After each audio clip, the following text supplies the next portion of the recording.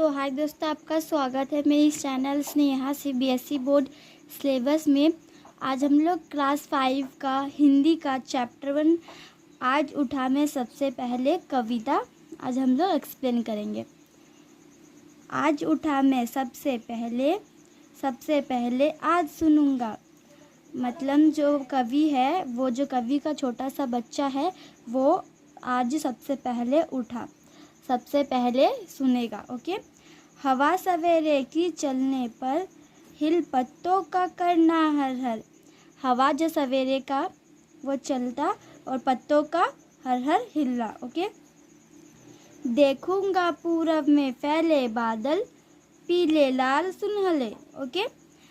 देखूंगा पूरब के जो फैले हुए बादल सब जो हैं पीले लाल सुनहले। आज उठा मैं सबसे पहले आज सुनूंगा, चिड़ियों का डैने फड़फड़ा कर चहक चहक कर उड़ना फर। देखूंगा पूरब में फैले बादल पीले लाल सुनहले। ओके। नाउ आज उठा मैं सबसे पहले आज चुनूंगा। कवि जो है वो आज सबसे पहले उठा और सबसे पहले चुनेगा। ओके। पौधे की डाली पर फूल खिले जो सुंदर सुंदर, देखूंगा पूरब में फैले बादल पीले लाल सुनहले। ओके। Now next page. आज उठा मैं सबसे पहले सबसे कहता आज फिरूंगा। कवि जो है वो आज सबसे पहले उठा और सबसे पहले जो है वो फिरेगा। ओके, फिरूंगा। कैसे पहला पत्ता डोला, कैसे पहला पंछी बोला। कैसे जो पहला पत्ता डोला और कैसे पत्ता पंछी बोला। ओके। Now next line. कैसे कलियों ने मुंह खोला, कैसे पूरब ने फैलाए बादल पीले लाल सुनहले। कैसे कलियों ने मुंह खोला और कैसे पूरब ने फैलाए बादल पीले लाल सुनहले। आज उठा मैं सबसे पहले। ये कविता के कवि कौन है? हरिवंश राय बच्चन। युगता में विकास। सुबह उठकर प्राकृतिक सौंदर्य का आनंद लेना चाहिए। ओके। नाउ शब्दार्थ। सवेरे सुबह, पूरब पूर्व दिशा, सुनहले सोने के रंग का, डैने पंख, डाली टहनी, पंछी पक्षी। Okay. Now we will see और नेक्स्ट थिंग इज सही उच्चारण कीजिए।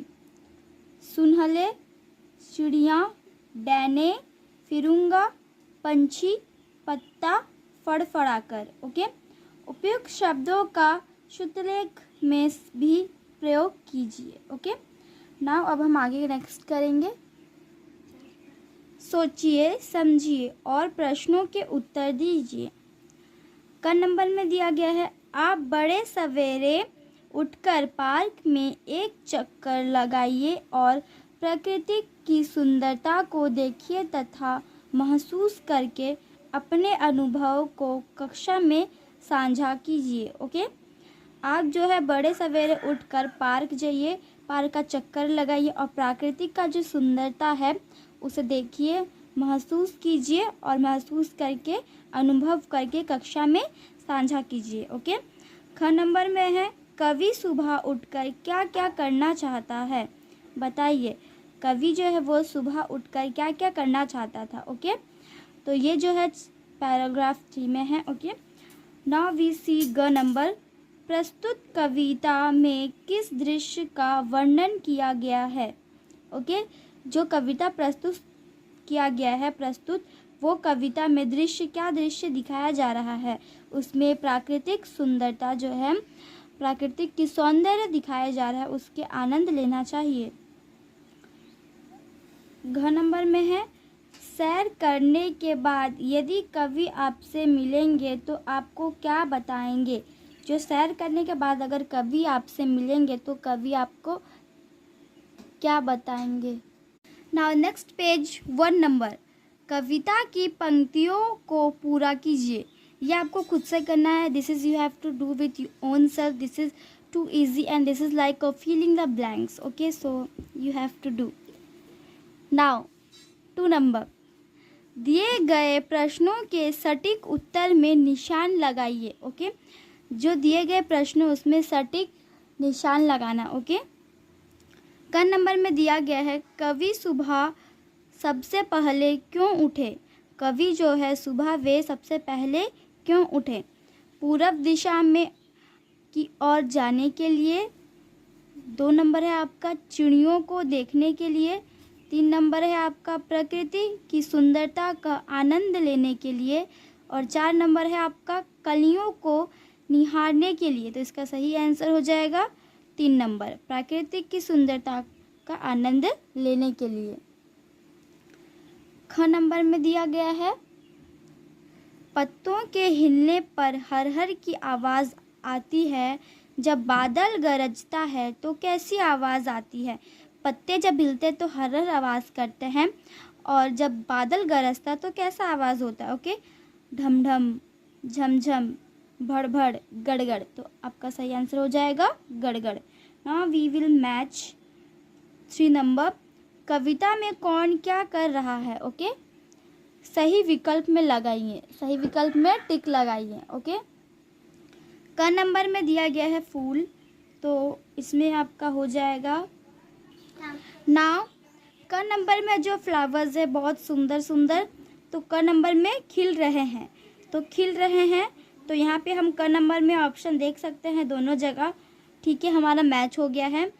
नाउ ख नंबर में जो है हर हर, तो ये 4 नंबर। ओके, तो 4 नंबर इस तरीके से ये दोनों मैच कर रहा है। नाउ अब हम देखेंगे ग नंबर, तो ये जो ग नंबर गड़गड़ गड़गड़ करता है जो, ठीक है, लेकिन इसमें जो है सुनहले फैल रहे हैं। ओके, तो ये हो जाएगा 2 नंबर, बिल्कुल सही है दोस्तों।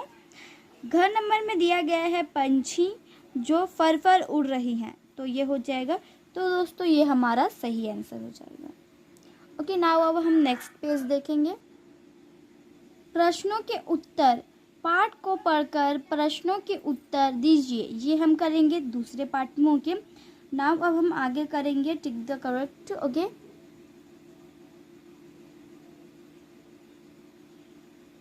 समान अर्थ वाले शब्दों को पर्यायवाची शब्द कहते हैं, जैसे पृथ्वी, धरती, धरा। ओके, इस तरीके से दिए गए शब्दों के पर्यायवाची शब्द में निशान लगाइए। जो दिया गया शब्द है उसमें पर्यायवाची शब्द में निशान लगाना है। ओके, सवेरे, सुबह। ओके, सवेरे सवेरे जो होता है उसमें सुबह, भोर, दिन, पंछी, पक्षी, पशु, विहग। ओके, क्या जो इसका पर्यायवाची है उसमें हमें निशान लगाना है, टिक। बादल, नभ, मेघ, वरिद, नो। हवा, वायु, ठंडक, समी, तो वायु। फूल, सुंदर, पुष्प, प्रसून, तो हो जाएगा पुष्प। ओके, नाउ अब हम आगे देखेंगे। नेक्स्ट है अनुस्वार का उच्चारण नाक से तथा अनुशासिक का उच्चारण नाक और गले दोनों से होता है। ओके, दिए गए शब्दों में अनुस्वार या अनुशासिक लगाकर लिखिए। सुनूंगा में जो है आपको पूरा लिखना है और इस तरीके से जो देना है मार्क। ओके, अनुस्वार। ओके, देखूंगा, मुंह, सुदर, पछी, फिरूंगा। इस तरीके से मतलब में पूरा नहीं हुआ है, तो इसमें हो जाएगा सुनूंगा, देखूंगा, मुंह, सुंदर, पंछी, फिरूंगा। ओके, इस तरीके से इसमें जो है उच्चारण किया गया है। तो दोस्तों आज के लिए इतना ही। पार्ट 1 में, पार्ट 2 में हम आगे करेंगे। तो दोस्तों आज के लिए इतना ही, हम मिलते हैं अगले वीडियो में। तब तक के लिए bye bye and take care.